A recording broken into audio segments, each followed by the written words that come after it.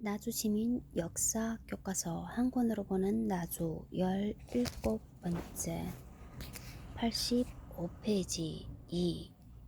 조선시대 나주지역 향전 16세기 이후 조선사회는 살림세력이 주도하였다.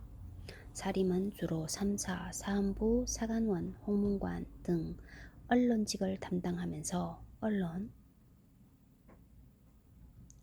성리학적 도덕 정치를 구현하려 했기 때문에 기존 세력인 훈구와 충돌이 빈번했다.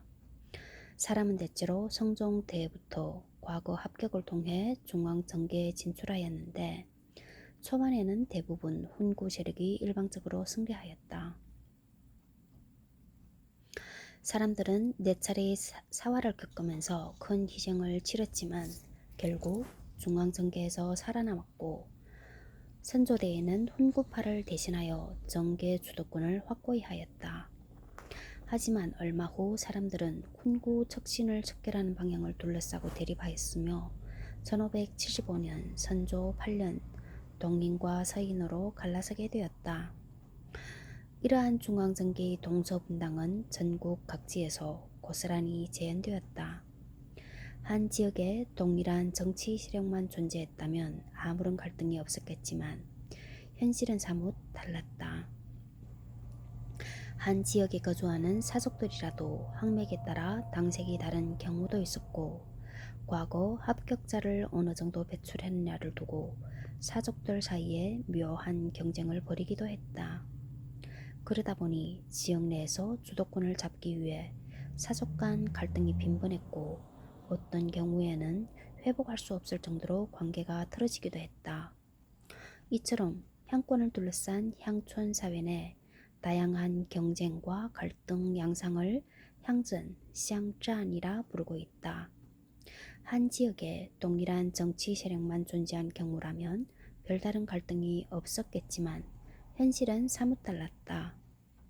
호남 지역은 다양한 정치 세력이 공존했다는 점에서 영남 상황과는 달랐다. 호남 사람들을 학맥으로 구분해보면 크게 서경덕 계열이 동인으로 송순 계열이 서인으로 나누어진다. 조금 더 세부적으로 살펴보면 동인계는 최구, 이중호, 정계청 계열로 볼 수 있는데 이들은 인조 반정 이후 허목, 윤선도 등 남인계 인사들과도 연결된다.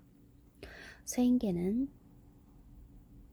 김인후, 기대승, 이항과 교류했던 인물들이 한 축을, 이 성헌과 가까웠던 문인들이 다른 한 축을 차지하는데 서인계는 나중에 노론과 연결된다. 호남 내에서도 동인계와 서인계가 거주하는 지역은 조금 달랐다. 동인계는 나주, 해남, 남평, 무안, 화순, 영광 등 지에 주로 살았으며 서인계는 나주를 비롯하여 광주, 장성, 보성, 순천 등 지에 주로 거주하고 있었다. 즉 나주에는 동서인계 모두가 존재하고 있었던 셈인데 중앙정치 변화에 따라 호남 살림이 드러냈던 다양한 반응들이 나주를 중심으로 가시화되었을 것을 쉽게 예상해 볼 수 있는 대목이다. 86페이지 나주지역 사족 동향. 나주 사족은 크게 두 계열로 나누어 설명할 수 있다. 한편에는 고려 때부터 근거를 들었던 토착 세력, 즉 호장 계열 향리 세력이 있었다. 다른 한편에는 고려 말에 유입된 성리학을 기반으로 한 신흥사족 세력들이 자리하고 있었다. 후자 같은 경우 조선왕조 개창에 따라 불사 이군 신념을 지키기 위해 향촌 사회로 낙향한 이들이 있으며 이외에도 세조 집권에 따른 낙향, 네 차례에 걸친 사화를 계기로 타 지역에서 나주로 옮겨와 살게 된 이들이 존재했다. 나주 지역 토착 세력을 파악하기 위해서는 세종실록 지리지, 토성, 토, 싱, 조를 확인할 필요가 있다. 토성이라 함은 나주 지역에 도착해온 지배적인 성씨 집단을 의미한다. 나주목을 살펴보면 토성이 9이니 김, 진, 나, 로, 오, 우, 정, 정, 진, 천, 손, 순, 남, 난, 박, 표, 유, 료이다.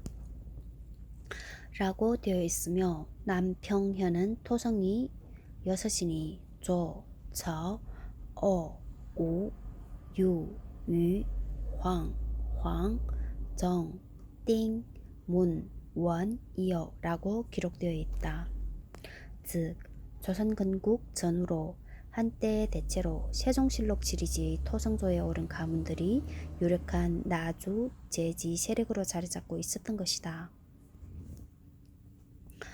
금성일기에는 나주 토성들이 조선시대에도 향리 직임을 담당하고 있음이 확인된다. 주사, 호장, 수호장, 보호장 등으로 나오는 인물들에 관한 면면을 보면 나주나씨, 나주정씨가 다수를 차지하고 있으며 반남박씨, 나주진씨도 눈에 띈다. 이를 보면 나주에 있는 모든 토성들이 사적으로 편성되는 것은 아니며 일부는 전처럼 향리직을 계속 수행하기도 했다는 사실을 알게 된다. 반면 조선 초 여러 차례 정치적 격변을 겪으면서 나주로 이거하여 토성 세력 및 또 다른 이거 세력과 혼인관계를 맺으면서 나주에서 유력한 세력으로 성장한 이들도 있었다.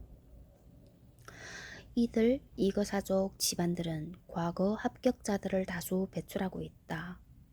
17세기 중엽에 편찬된 동국 여지지를 보면 토착 성씨인 나주 정씨, 금성 나씨, 반남 박씨, 나주 나씨, 나주 오씨 외에도 신흥사적으로 보이는 나주 임씨, 평택 임씨, 광산 김씨, 문화 유씨, 한평 이씨, 양성 이씨 등이 확인된다.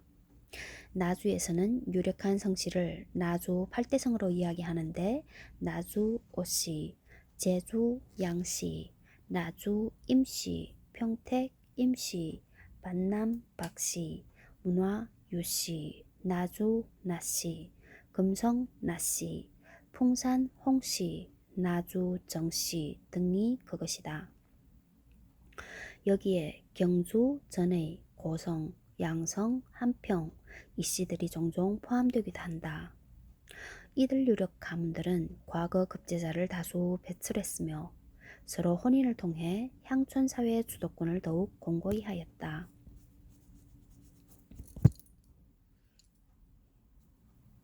나주 사족들을 정치적 성향에 따라 살피면 동인계, 토착 세력과 서인계, 이거 세력으로 구분할 수 있다. 우선 동인계는 최부를 시작으로 나질, 나사침 부자로 이어진다. 또 다른 동인계 인물로는 정계청을 들 수 있는데 고유관직을 역임하지는 않았지만 호남 내에서 입지는 상당했다. 화순, 한평, 보성 지역의 유력한 사족들이 대부분 그에게 가르침을 받았기 때문이다. 나사침 후손인 나덕준, 덕윤, 덕현 등이 정계청 문화에서 수학하였다. 이러한 사승관계로 나덕준 형제들은 나중에 정계청을 경현서원 초대원장으로 모신다. 서인계에서는 일제 이항측에 속했던 문인 김천희를 들 수 있는데 그는 정계청 후임으로 경현서원 원장직을 수행하기도 했다. 또한 잘 알려진 것처럼 임진왜란 때에는 양산숙, 양산룡 등에 의해 의병장으로 초대되기도 했다. 이 밖에도 서인계 중에는 기대승과 절친했던 문인이자 임진왜란 때 김천일과 함께 활동했던 홍천경도 있다.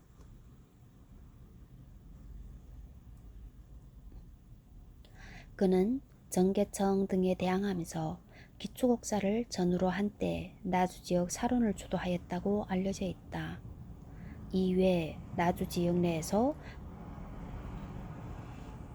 박순이 지닌 영향력도 적지 않았다. 87페이지 2. 경현서원을 둘러싼 갈등 양상. 경현서원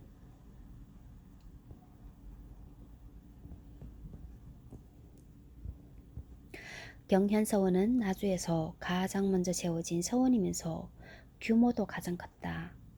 그러다 보니 나주 지역에서 사족들 사이의 갈등이 가장 첨예하게 표출된 곳이기도 했다. 현재 경현서원 앞에 세워진 경현서원 연역비에는 초창기 내력이 기록되어 있다. 그에 따르면 1583년 선조 16 나주를 중심으로 도내 요림들이 상소하여 김굉기를 모실 사후를 건립하게 되었다. 서원이 처음 창건될 때에는 위치도 나주 서성문 밖 대곡동 현재 경현동이었으며 이름도 금양, 진양이라 하였다. 이후 1589년 선조 22년 나덕준의 상소로 정여창, 조광조, 이현적, 이황 등 4명을 추가로 모셨는데 이 때문에 오현사, 오시엔츠로 이름을 바꾸었다.